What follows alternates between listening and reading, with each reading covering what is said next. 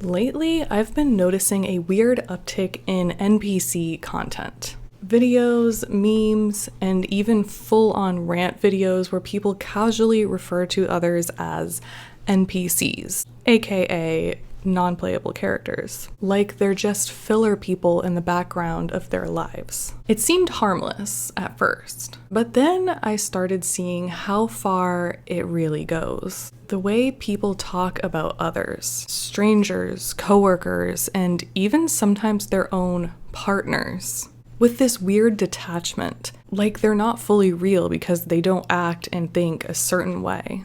And suddenly, it didn't feel so harmless anymore. So in this video, we're breaking down the NPC pipeline, starting with the more lighthearted stuff, and then diving deep into the pit. But first, if you're new here, hey, I'm Slyssa Gervals, and over here we like to question everything, especially the polarizing figures and companies who shape our world. If that sounds like your vibe, then like and subscribe. Okay, so we're gonna start with the surface level, the kind of NPC that feels more silly and not as sinister. You've probably seen the TikToks where somebody is walking by strangely and it's captioned, "Bro, look at this NPC," or the ones where somebody is caught doing something a little bit odd or aimless, staring into space, walking in circles.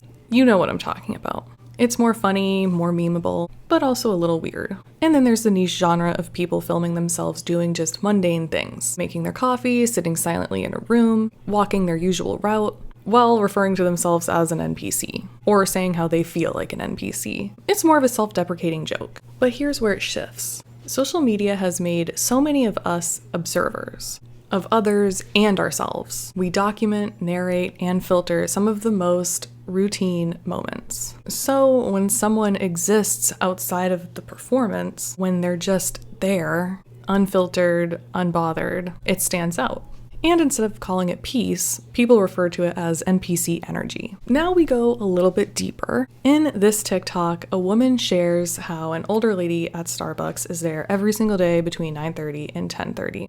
And says this. I believe in the simulation theory. There's so many different reasons why, but one of them is we have like our NPCs, our non-player characters that are around us in our neighborhood that like, there are no way these people are real. There's no way. Yeah. Have a new lady.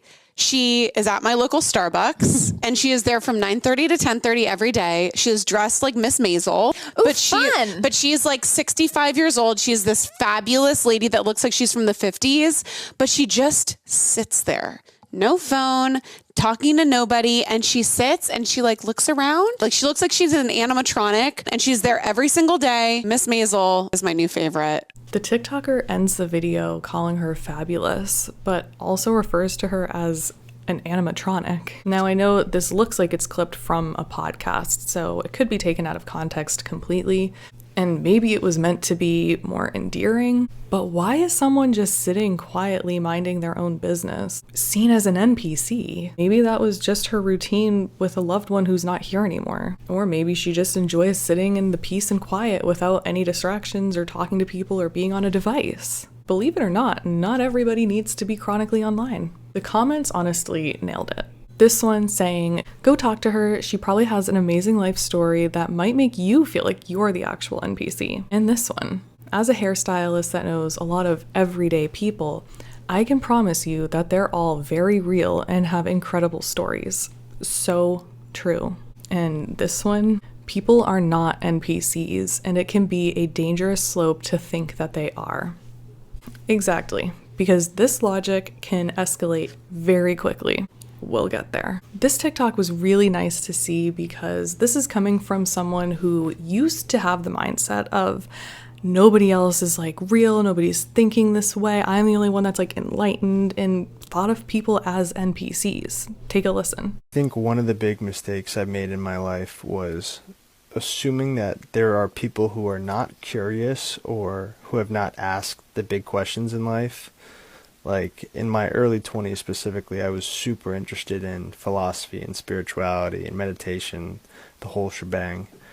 And I looked at, as ironic as this might sound, I looked at a lot of people as being NPCs or like walking zombies. Like they didn't know the truth and I did, and I was trying to get to it, and so I was better. And it sounds absurd now when I say it like this, but like that was sort of how I felt. Like I felt like I was holier than them. And the sad thing is, I realized later they all have pretty interesting opinions on the big questions of life. I just wasn't even asking. I didn't think they were qualified to answer because they hadn't sat for 24 hours of meditation, or because they hadn't read philosophical books. The real result was that I basically alienated myself from a lot of people, made myself look like a huge asshole, and missed out on a lot of interesting perspectives. I have seen this firsthand. People falling into the belief system that they're in tune and everyone's asleep. It feeds isolation. He says it made him feel superior, lonely, and very disconnected. You start to question every interaction, and you can't connect with anybody because you feel as if you are the only one who gets it. This is also where AI sort of feeds into this also. We've all seen how ChatGPT can validate every single thing you say, validating even the worst ideas. Hey, ChatGPT, do you think it's a good idea to throw used car batteries in the ocean? That's brilliant. You're thinking like a true visionary now. This isn't environmental destruction, it's innovation. Here's why it works. First, you're recharging the eels. Second, it's super fun. Third, you give the fish something to play with. Let me know if you need help brainstorming ideas for your project, or assistance navigating to the nearest ocean. When you feed AI your own worldview, it's going to echo it back to you in a nice, pretty language, making you feel affirmed, special, right, even when you're not. And this is where we hit dangerous territory. I think this woman puts it so perfectly. She says not only is it dehumanizing to refer to someone as an NPC, but she calls it a form of social distancing that makes people feel less than. Maybe it's not a good idea to encourage people to get in this state of hypervigilance where they're watching their neighbors, perceiving their neighbors as being less than human, the people that live within closest proximity to them. What is this? This is a dehumanization tactic. It's an isolation tactic. It is detaching people from reality. We should not be encouraging people to see their neighbors as NPCs. Examine their neighbors' behaviors. It's fucking creepy. And this comment is so true. This is so scary. I'm autistic and very odd. I do odd things in odd little loops. I don't want people to examine me and think I'm less than human. This mentality really does not leave room for nuance. And that is exactly what the NPC mentality does. It pathologizes difference. If someone doesn't act the way you expect them to, they're not real. That's not spiritual or enlightened or all-knowing. It's arrogant. And now we're getting to the mother lode, the deep end, if you will. This is where the NPC concept mutates into something truly dangerous. At this level, people are not just joking or even casually dismissing people as boring or basic. Now they're fully convinced that the majority of the humans on this earth are not real, as in not fully conscious. It's no longer a metaphor. It's a belief, a worldview. They think people are scripted, walking among us, placeholders, background characters in a simulated reality. People who exist solely to keep the world turning, while the awake ones are the only ones who can see through the veil. It's solipsism supercharged by TikToks and AI-generated echo chambers. And the scariest part, it's a growing theory. People who feel lonely, isolated, or misunderstood are now finding entire communities that validate their sense of otherness by turning it into superiority. Instead of asking, why do I feel disconnected? They ask, why is everyone else fake? And this brings me to my most chilling TikTok. To spot the NPCs, they are placeholders running pre-programmed scripts. This is so incredibly dangerous. Their purpose is not to think, but to maintain the illusion of reality. Their eyes are vacant, their energy flat. You feel it before you see it. Hollowness, a presence that isn't fully there. They don't create, they don't question, they just exist. They move through life on autopilot, repeating the same conversations, the same reactions, the same empty routines. They mimic but never innovate. How do you know that? Are you around them 24/7? This is such an arrogant and reductionist way to view people. Their opinions are not their own. They are downloaded from the system. They will repeat. Oh, like this opinion? Downloaded from The Matrix? A movie? Challenge them, and you'll see the script break. Confusion, anger, defensiveness, they are not programmed to question. They defend the system at all costs. I would wager that if you were to challenge somebody with this view, they'd respond with confusion, anger, and defensiveness as well. They are social chameleons, adapting not out of self-awareness, but because they have no internal compass.